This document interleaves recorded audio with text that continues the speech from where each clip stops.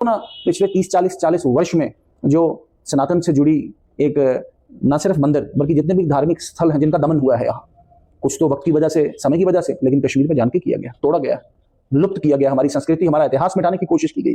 तो इस फंड से कम उसको क्यों ना डेवलप कर पाए। इनके साथ एक सुपर स्पेशलिटी हॉस्पिटल भी है जी, नर्सिंग कॉलेज भी है जी, और श्राइन बोर्ड की एक बहुत बड़ी एक एम्प्लॉइज की एक बहुत बड़ा एक फ्लीट भी है।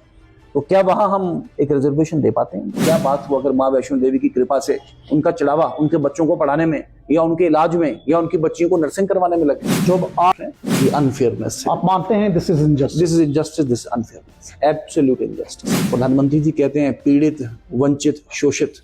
अब पीड़ित, वंचित, शोषित हिंदू कोई उसमें दे देंगे तो हम उसमें भी खुश हो जाएंगे, इसका हिसाब लेके रहेंगे। ये बात हॉस्पिटल किसके लिए, ये यूनिवर्सिटी किसके लिए, नर्सिंग कॉलेज किसके लिए, चल कैसे रही है, इसका पैसा कहां से आ रहा है? This is a larger issue that we need to address. और हम इसे अगर कंट्रोल करने में कामयाब हो जाएं, हमारे और आपकी आस्था के पैसे में कोई बाबू लोग आके उसमें डंडा चलाएं और अपना उसमें हुक्मरानी करेंगे, चलेगा नहीं। हमारा और आपका पैसा हम और आप डिसाइड करेंगे। पठानी जी, स्वागत है आपका नेक्स्ट वन न्यूज में। जी धन्यवाद हिमांशु जी, धन्यवाद, नमस्कार आपका। पठानी जी, सबसे पहले सिंपल सा एक ही सवाल पूछूंगा जो आज पूरा जम्मू पूछ रहा है। कल पूरे मीडिया में ये गूंजा, जब सनातन के हितों की बात आती है तो भाजपा बैकफुट में हो जाती है, डिले टैक्टिक्स प्ले करती है। क्या कहेंगे आप इस पर? देखिए ऐसा नहीं है हिमांशु जी, सर्वधर्म संभाव भारत का इतिहास है, भारत का प्रवाह और भारत का सांस्कृतिक एक परंपरागत एक भारत में एक चेन भी है।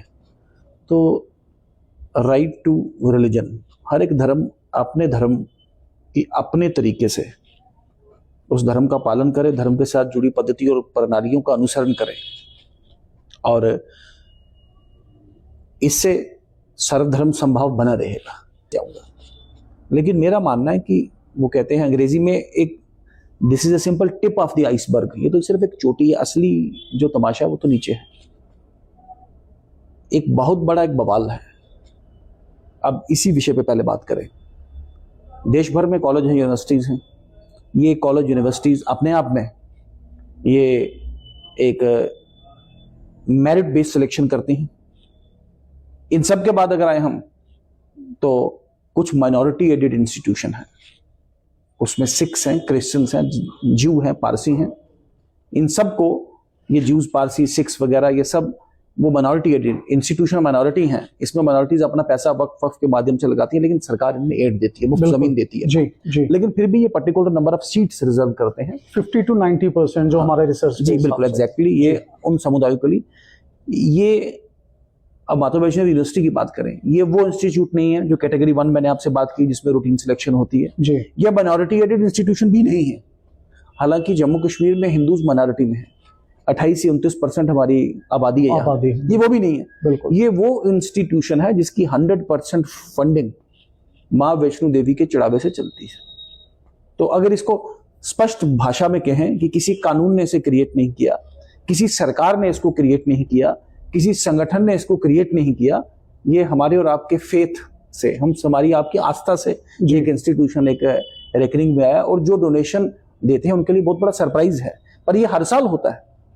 तो हमारा मानना है कि ये जो छोटा सा आइसबर्ग है, मुझे बताइए कि इनके साथ एक सुपर स्पेशलिटी हॉस्पिटल भी है जी, नर्सिंग कॉलेज भी है जी, और श्राइन बोर्ड की एक बहुत बड़ी एक एम्प्लॉइज की एक बहुत बड़ा एक फ्लीट भी है।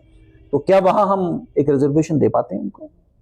मेरा पॉइंट है कि हिंदुओं के लिए कितने नंबर ऑफ सीट्स रिक्रूटमेंट में, हॉस्पिटल्स में, आप छोड़िए, ये नहीं अब फेथ है तो अब उसमें मैं नहीं कहूंगा कि मेरे को दीजिए या मेरे परिवार को दीजिए, लेकिन कुछ ऐसे हिंदू हैं जो बिलो पॉवर्टी लाइन, जो सक्षम नहीं है, बिल्कुल, जैसे बारीदार्स हुए, तो सबको अच्छा लगेगा। बारीदार्स जो यहाँ से प्रोफेशनल, इनके they have the first right, सबसे पहला राइट है उनका जी। फिर जिन लोगों ने जमीनें दी हैं इस अस्पताल को बनने में या यूनिवर्सिटी को बनने में, उनका राइट है। फिर ऐसे भी सनातन से हिंदू हैं जिनको, जो बिल्कुल एक गरीबी रेखा से नीचे, क्या बात हुआ अगर माँ वैष्णो देवी की कृपा से उनका चढ़ावा उनके बच्चों को पढ़ाने में या उनके इलाज में या उनकी बच्चियों को नर्सिंग करवाने में लगे। जम्मू कश्मीर जो अपने आप में संस्कृत का एक क्रेडल इरप्ट हुआ, यहाँ से हम पूरी दुनिया भर में जब सुबह प्रार्थना करते हैं तो हम सर्वदा प्रदायनी और शारदा देश है, शारदा स्थापित कश्मीर देश है। शारदा का जो देश, जो वो स्थान है वो कश्मीर देश है, बिल्कुल। लेकिन वो शारदा पीठ हमारे पास है नहीं, वो पाक अधिकृत जम्मू कश्मीर में है। बिल्कुल। लेकिन जब हमने मानसरोवर के लिए हमने परमानेंट कॉरिडोर, मानसरोवर यात्रा के लिए, हमारे देश में नहीं है मानसरोवर यात्रा, लेकिन परमानेंट कॉरिडोर का हमने बात की है। करतारपुर के लिए जो पाकिस्तान में हमने कॉरिडोर चला है, तो क्यों ना हम इन पैसे के साथ शारदा के लिए परमानेंट कॉरिडोर की मांग करें, हम क्यों ना संस्कृत के प्रमोशन की बात करें, हम क्यों ना पिछले 30-40 वर्ष में जो सनातन से जुड़ी एक न सिर्फ मंदिर बल्कि जितने भी धार्मिक स्थल हैं जिनका दमन हुआ है यहाँ, कुछ तो वक्त की वजह से, समय की वजह से, लेकिन कश्मीर में जान के किया गया, तोड़ा गया, लुप्त किया गया, हमारी संस्कृति, हमारा इतिहास मिटाने की कोशिश की गई। तो इस फंड से कम उसको क्यों ना डेवलप कर पाए। जम्मू कश्मीर जो अपने आप में एक टूरिस्ट, एक कैपिटल, एक एपिसेंटर है पूरी वर्ल्ड का, तो क्यों ना रिलीजियस टूरिज्म का भी एक एपिसेंटर अपने आप में जम्मू कश्मीर बन के उभरे। ये लेकिन ऐसी कोई बात नहीं है। तो दिस इज द अल्टीमेट, मेरा मानना है, इसको एक रेलिंग पॉइंट लेके हम सब ओपिनियन बनाए